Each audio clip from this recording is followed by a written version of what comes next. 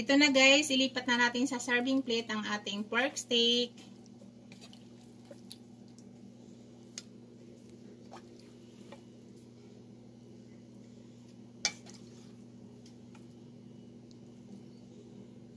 Hello everyone! Welcome back to my channel, Beth's Cuisine. Hello guys! I-share ko lang sa inyo ang aking recipe for today. My recipe for today guys is pork steak. Ito guys, na-slice ko na yung pork steak. Ninipisan ko, ganitong ginawa ko sa pork natin. Manipis masyado. Ngayon ang gawin ko guys ay i-marinate na natin. Ipakita ko na lang sa inyo guys kung ano yung mga sangkap ang ihalo ko sa aking pork steak para sa pag-marinate natin. Una guys, maglagay ako ng panglasa. Maglagay ako ng garlic powder. 2 garlic powder ang ilagay ko guys. Maglagay tayo ng garlic powder. Tapos maglagay tayo ng ground black pepper. Ground black pepper guys.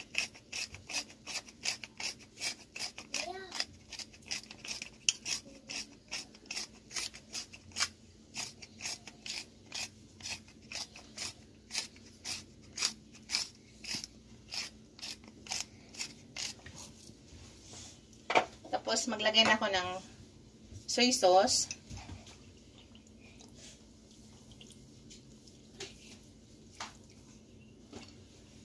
Ilagay ko na ang ating kalamansi. Tapos, imimix lang natin guys. Ihalo lang natin. Magdadagdag pa ako ng toyo niyan guys. Kulang pa ang toyo nito.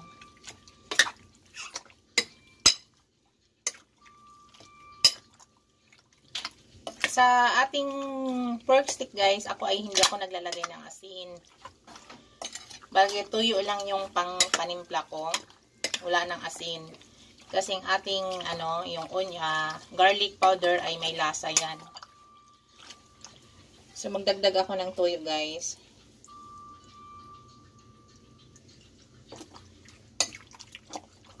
I-marinate muna natin guys kahit mga 20 to 30 minutes. Manipis masyado ang karne yung paggawa ko, kaya madali lang siya.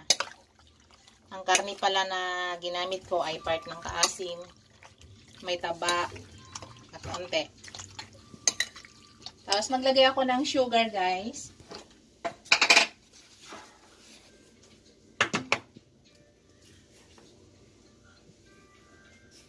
Dalawang scoop ng sugar.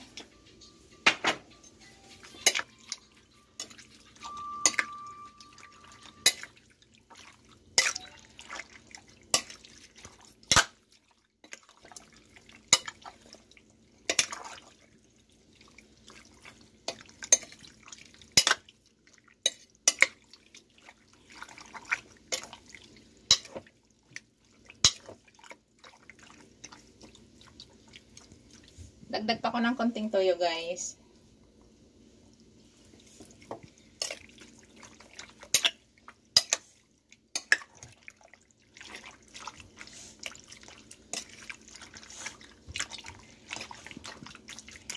Yan guys, i-marinate natin ng 20 to 30 minutes bago natin lulutuin ang ating pork steak. Yan, hayaan mo lang muna natin, takpan natin para siya mag-absorb ang lasa dyan sa meat natin. 20 to 30 minutes guys, lulutuin na natin. Hello guys, umpisa na natin sa pagluto ng ating pork steak. Unang ginagawa ko guys ay pina-fried ko muna yung ating pork. Maglagay lang ako ng konting oil, konti lang guys. Kasi ang gamit kong pan ay non-stick, konti lang. Kasi mayroon ang ating pork ay may taba-taba. So, hindi tayo maglagay ng maraming mantika.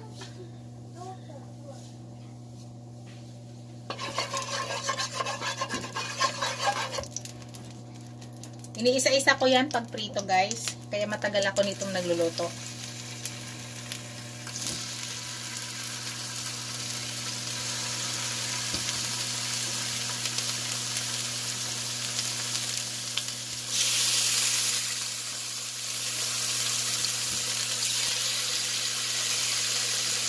Kaya kunti lang ang mantika guys kasi yan ako may taba.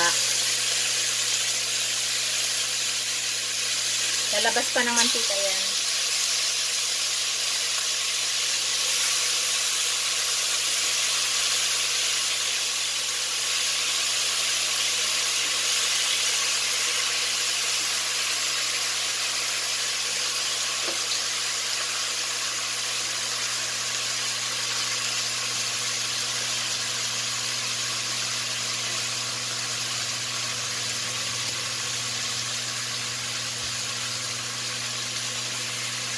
Yan, hintayin lang natin mag-golden brown guys, tapos ikutin natin.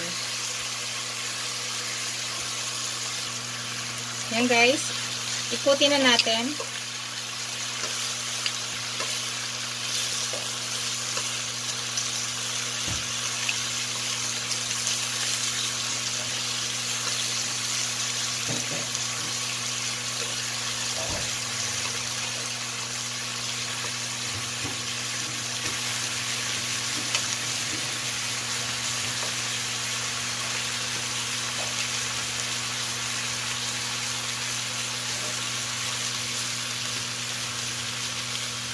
So, hayaan ulit natin guys, mag-golden brown yung iba. Hello guys, yan, tanggalin na natin. Tapos, isunod na natin yung iba. I-set aside muna natin guys. Tapos, yung iba na naman ang ilagay natin.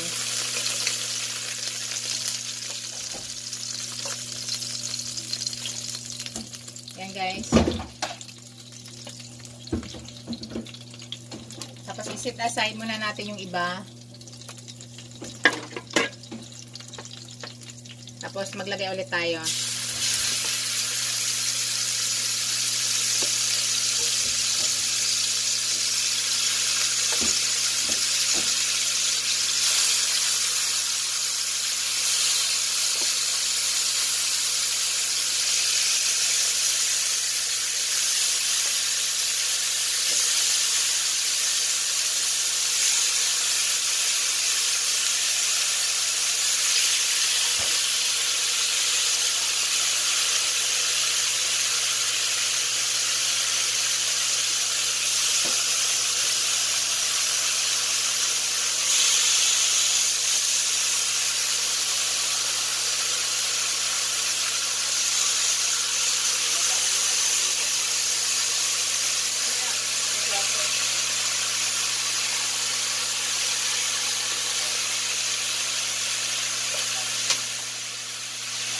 Yan, hintayin ulit natin guys. Mag-golden brown yan at ikotin natin.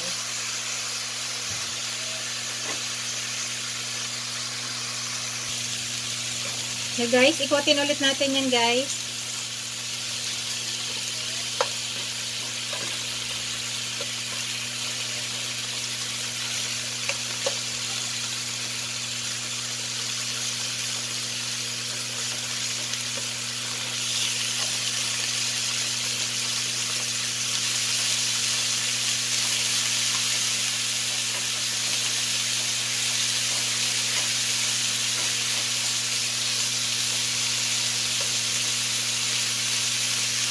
Yan. Hintayin ulit natin yun guys, na golden brown. Hello guys, ito tatanggalin na ulit natin. I-set aside ulit na natin. Ganun na ganun lang ang process lahat guys. Pag matapos na natin i-prito, i-set aside natin, tapos yung iba na naman. Yan guys. So, ilagay na naman natin yung iba.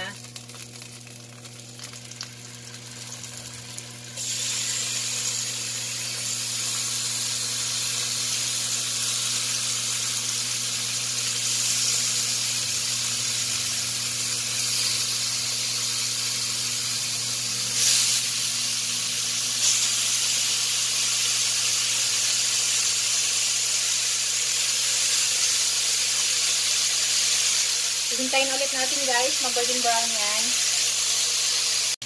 Hello guys, tanggalin ulit natin. Tapos, para lutuin na naman natin yung iba. Yung last batch na to guys.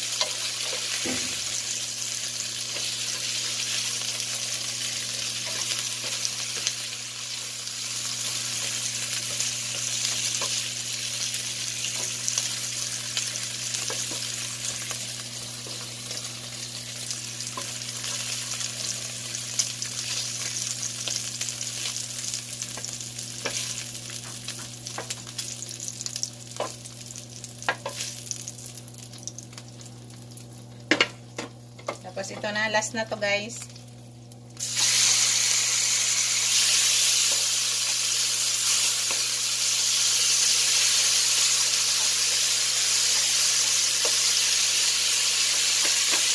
So, hintayin ulit natin ngayon mag golden brown guys. Ikotin ulit natin ngayon.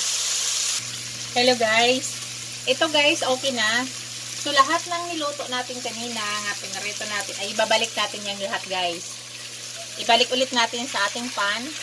Yan.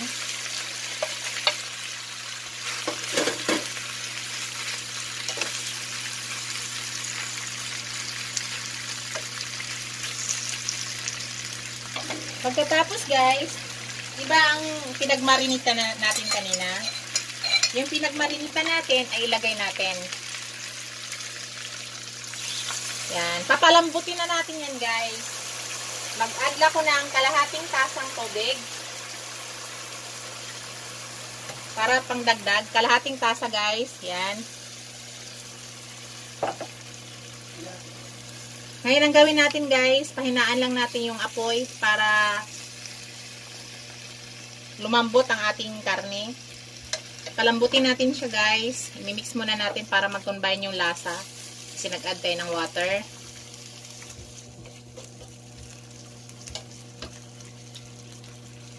Yan. Palambutin natin guys. Malambot na siya pero gusto kasi namin mas malambot pa talaga. Mas masarap kasi ang ating pork steak pag malambot talaga. So, hintayin natin. Takpan muna natin guys. Palambutin natin. Mga 20 minutes guys, babalikan natin yan. Hello guys, after 20 minutes guys,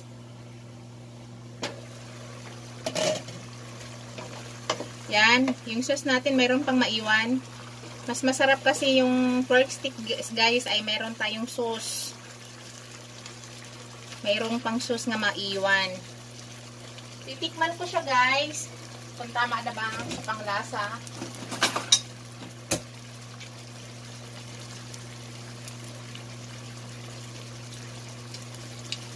Okay na guys. Tama na siya. Ngayon, ilagay ko ng ating sibuyas. Ang ating onion palagay nga ginamit ko ay ito, white at saka yung pula. Mas marami yung white. Ilalagay na natin guys.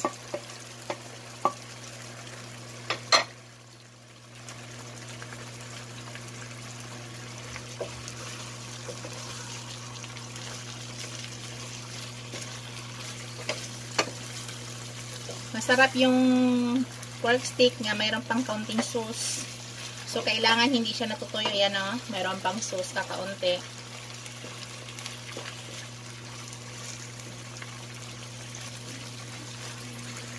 Yan. Mga 2 minutes guys. 1 minute to 2 minutes. Lutuin muna natin saglit yung onion para mag-absorb yung lasa. Mga 1 to 2 minutes.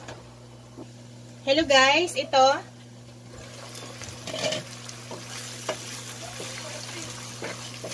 Yan, tingnan mo guys. Luto na siya guys. Ngayon, ililipat muna natin guys. Ililipat na natin sa serving, plate. Patayin na natin guys. Luto na ang ating pork steak.